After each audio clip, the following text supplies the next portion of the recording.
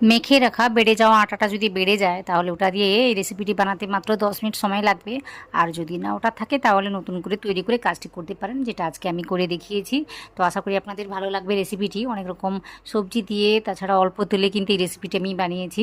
তো সব কিছুই আশা করি আপনাদের ভালো লাগবে। রেসিপিটি প্রথম থেকে শেষ পর্যন্ত দেখুন। যদি ভালো লাগে তাহলে আমার ভিডিওতে একটা লাইক দিয়ে চ্যানেলটাকে সাবস্ক্রাইব করে নেবেন।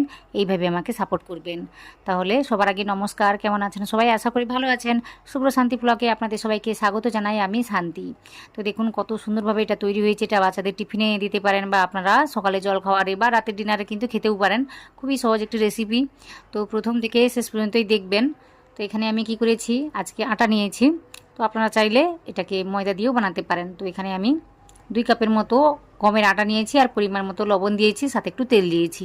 তো তেলটাকে দিতেও পারেন আবার নাও দিতে পারেন, দিলে কিন্তু খেতে ভালো লাগে, বেশ নরমভাবে তৈরি হয়। তো সব কিছুকে দিয়ে না ভালোভাবে মিশিয়ে নিচ্ছি। এইভাবে একটু সময় নিয়ে মিশিয়ে নিতে হবে। মিশিয়ে নেওয়ার পর আমি কি করব, অল্প অল্প জল দিয়ে সুন্দর করে একটা ডো মাখিয়ে নেব।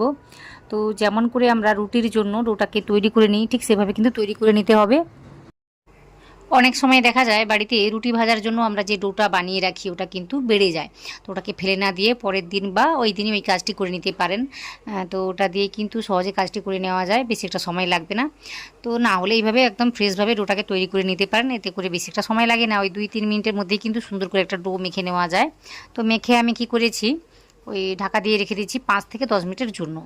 তারপর এদিকে একটা কড়াইতে আমি তেল দিয়েছি। তেলটা ভালোভাবে গরম হয়ে যেতেই আমি গোটা জিরে ফোড়নের জন্য দিয়েছি। তারপর যেটা দিয়েছি সেটা হলো পেঁয়াজ কুচি। তো এইভাবে আমি কাজটিকে করে নিয়েছি। তো হালকা করে আমি ভেজে নিচ্ছি। তো ভেজে নেওয়ার পর একই সাথে আমি দিচ্ছি ওই যে গ্রেট করা আলু। তো আগে থেকে আমি গ্রেট করে রেখেছিলাম আর পরিষ্কার করে ধুয়ে নিয়েছিলাম, তো ওটাই আমি দিচ্ছি, দিয়ে সুন্দর করে ভেজে নিচ্ছি। আলুটাকে দিয়ে একটু সময় নিয়ে নাড়িয়ে চাড়িয়ে নিয়েছি। তারপর এতে আমি দেবো গাজর। তো আপনারা চাইলে কিন্তু আপনাদের মনের মতো করে সবজিগুলো এখানে অ্যাড করতে পারেন, এতে করে কিন্তু বাচ্চারা বুঝতেও পারবে না, অথচ খেতে খুব ভালো লাগে, তাই খেয়ে নেবে।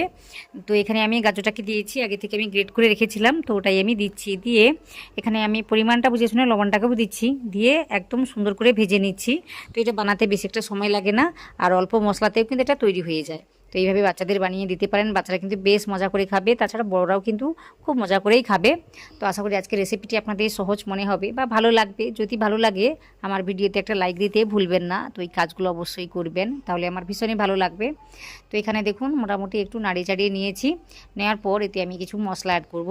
তো যেমন আমি লঙ্কা গুঁড়ো দেবো, হলুদ গুঁড়ো দেবো, সব কিছু কিন্তু আমি অল্প অল্প করেই দেবো।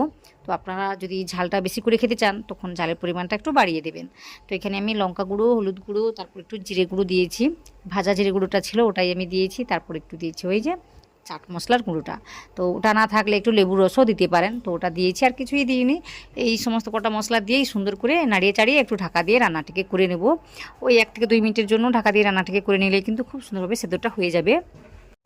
ওই যে 2 মিনিট পরেই আপনাদের আমি দেখাচ্ছি কতটা সুন্দরভাবে এটা সেদ্ধটা হয়ে গিয়েছে। খুব কিন্তু ঘেঁটে যায়নি, অথচ সুন্দরভাবে সেদ্ধটা হয়ে গিয়েছে। তো আপনারা দেখতেই পাচ্ছেন আশা করি। তো আমি তাও দেখিয়ে দিচ্ছি কতটা সুন্দরভাবে এটা সেদ্ধ হয়ে গিয়েছে। তো এইভাবে হাতের মধ্যে নিয়ে দেখাচ্ছি, দেখুন কেটে কেটে যাচ্ছে, ঠিক এইভাবে হলেই কিন্তু হবে। তো দেখুন মোটামুটি সুন্দরভাবে কেটে যাচ্ছে।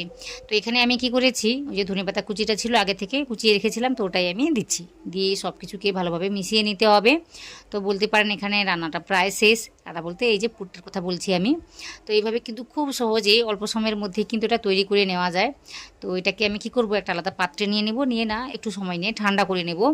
গরম অবস্থাতে কাজটি আমি করব না, তো একটু ঠান্ডা হয়ে গেলেই কিন্তু কাজটি করতে সেভাবে অসুবিধা হবে না। তো একটু ঠান্ডা করে নিচ্ছি, তারপর দেখাচ্ছি কি করতে হবে। তাছাড়া ডোটা যে মাখিয়ে রেখেছি মাত্র 5 মিনিট হয়েছে। তো এইদিকে এই পুরটি ঠান্ডা হতে আরও 5 মিনিট সময় লেগে যাবে। তো বলতে পারেন আমি একদম 10 মিনিট পরেই আপনাদের আমি দেখাচ্ছি। তো 10 মিনিট পরেই কিন্তু ডোটি দেখতে পাবেন কত সুন্দরভাবে সফট হয়ে যাবে। তো দেখুন কত সুন্দরভাবে সফট হয়ে গিয়েছে, সেট হয়ে গিয়েছে। ঠিক এইভাবে কিন্তু হয়ে যায়, একটু রেস্টে রাখতে হয়। তাছাড়া আপনি যদি আগের দিন রাতে ওই ডোটাকে মেখে রাখেন তাহলে কিন্তু আর রেস্টে রাখতে হবে না। তাহলে সহজে কিন্তু কাজটি করতে পারবেন। ফ্রিজ থেকে বের করে সঙ্গে সঙ্গে কাজটি, সঙ্গে সঙ্গে না, ওই 15 মিনিট ধরে রেখে দিলেই সুন্দরভাবে কাজটি হয়ে যাবে। তো দেখতেই পাচ্ছেন এখানে একদম সফট করে সুন্দর করে স্মুথ করে কাজটি করে নিয়েছি। করে নেওয়ার পর এখান থেকে ছোটো ছোটো করে লেচিগুলো কেটে নিচ্ছি। লুচির জন্য যে লেচিগুলো আমরা তৈরি করি ঠিক তার থেকে একটু বড় রেখেছি, আর রুটির জন্য যে লেচিগুলো আমরা তৈরি করি তার থেকে একটু ছোট রেখেছি। ঠিক সেইভাবে কাজটি আমি করে নিয়েছি। তো আপনারা চাইলে একটু বড় ছোট করে কাজটি করতে পারেন। তো আজকে আমি এইভাবে কাজটি করে নিয়েছি। তো বলগুলোকে আমি তৈরি করে নেবো একদম স্মুথ করে, এতে করে কাজটি করতে সেভাবে অসুবিধা হবে না। তো দেখতেই পাচ্ছেন কীভাবে আমি কাজটি করছি।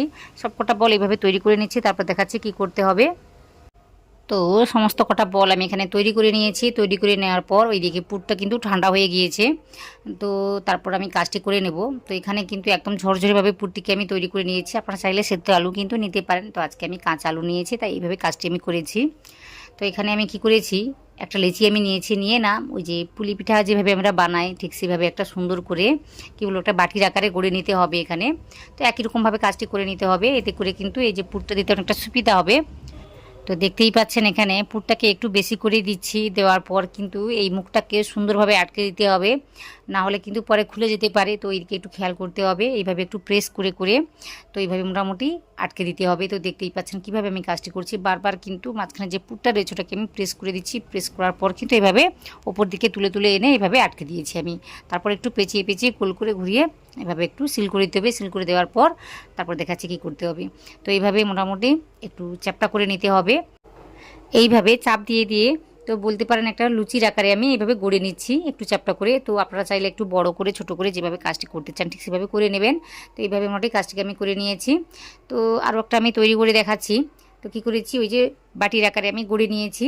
করে নেওয়ার পর তারপর ওই যে পুরটিকে আমি দিয়েছি, দেওয়ার পর এইভাবে একটু প্রেস করে দিচ্ছি, চাপ দিয়ে দিয়ে ভেতর দিকে ঢুকিয়ে দিচ্ছি পুরগুলোকে। তারপর এই যে মুখটাকে বন্ধ করে দিচ্ছি উপর দিকে টেনে টেনে। তো এইভাবে কিন্তু বন্ধ করে সুন্দর করে কাজটি করে নেওয়া যায়, সেভাবে কিছু অসুবিধা হয় না। তারপর কিন্তু এইভাবে পেঁচিয়ে পেঁচিয়ে গোল করে ঘুরিয়ে ঘুরিয়ে মুখটাকে বন্ধ করে দিতে হবে। তো এখানে মোটামুটি সুন্দর করে সিল করে দেওয়ার পর এইভাবে প্রেস দিয়ে দিয়ে বা চাপ দিয়ে দিয়ে সুন্দর করে একটা চ্যাপটা করে এই কাজটিকে করে নিতে হবে। তো দেখতেই পাচ্ছেন একই রকমভাবে মোটামুটি বেশ কয়েকটা আমি তৈরি করে নিয়েছি। তো এইগুলোকে ভেজে নেব। তো বলতে পারেন 4-5টা আমি তৈরি করে নিয়েছি। তৈরি করে নেওয়ার পর এগুলোকে ভেজে নিচ্ছি। তো ততক্ষণে আরও 4-5টা আমি তৈরি করে নেব। কিন্তু দেখুন এখানে যে আমি ভেজে নিয়েছিলাম ওটা আপনাদের আমি দেখাতে পারিনি, কোনো কারণে স্কিপ হয়ে গিয়েছে। তো এইগুলোকে তোলার সময় দেখেছি ভিডিওটা অন রয়েছে, তার আগে কিন্তু কোনো কিছুই আমার ওঠেনি। তো মোটামুটি এগুলোকে ভেজে নিয়েছি, তো ওটাই আমি দেখাচ্ছি। তারপর ভালোভাবে দেখিয়ে দিচ্ছি ঠিক কীভাবে আমি ভেজে নিয়েছি। মাত্র 1 চামচ তেল দিয়ে কিন্তু সুন্দর করে ভেজে নেওয়া যায়।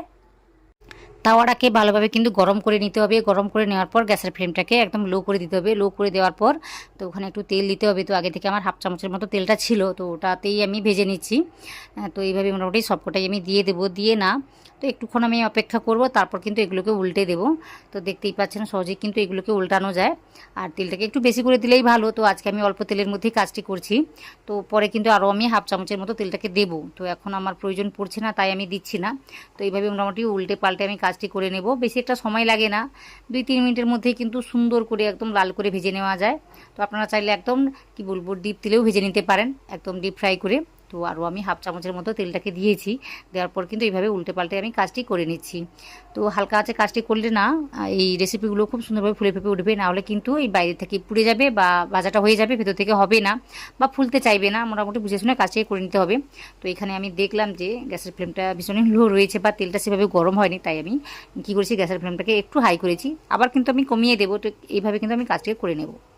তো দেখুন রেসিপিগুলো কিন্তু বেশ সুন্দর করে ফুলতে শুরু করেছে, দেখতে কিন্তু দারুণ লাগছে। বুঝে শুনে কাজটাকে করে নিতে হবে।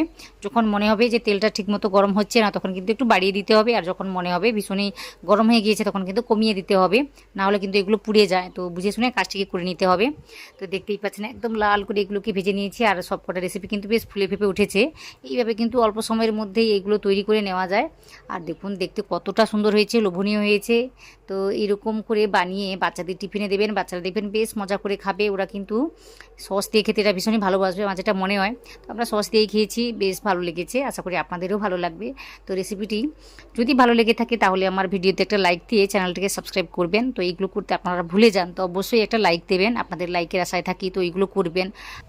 আর রেসিপিটি কেমন লাগলো সেটাও কিন্তু কমেন্টে জানাতে ভুলবেন না, বা কোনো রকম রেসিপি দেখতে চাইলেও সেটা কিন্তু কমেন্ট করে জানাবেন, তাহলে আমি ওই রেসিপিগুলো আপনাদের সাথে সহজেই শেয়ার করে নেব। তো দেখতেই পাচ্ছেন রেসিপিটি কত সুন্দরভাবে তৈরি হয়েছে। এইভাবে বানিয়ে বাচ্চাদের টিফিনে দিতে পারেন। তো আশা করি আজকে রেসিপিটি আপনারা সম্পূর্ণ দেখেছেন। আপনারা যারা দেখেছেন আপনাদের সবাইকে ধন্যবাদ জানাই।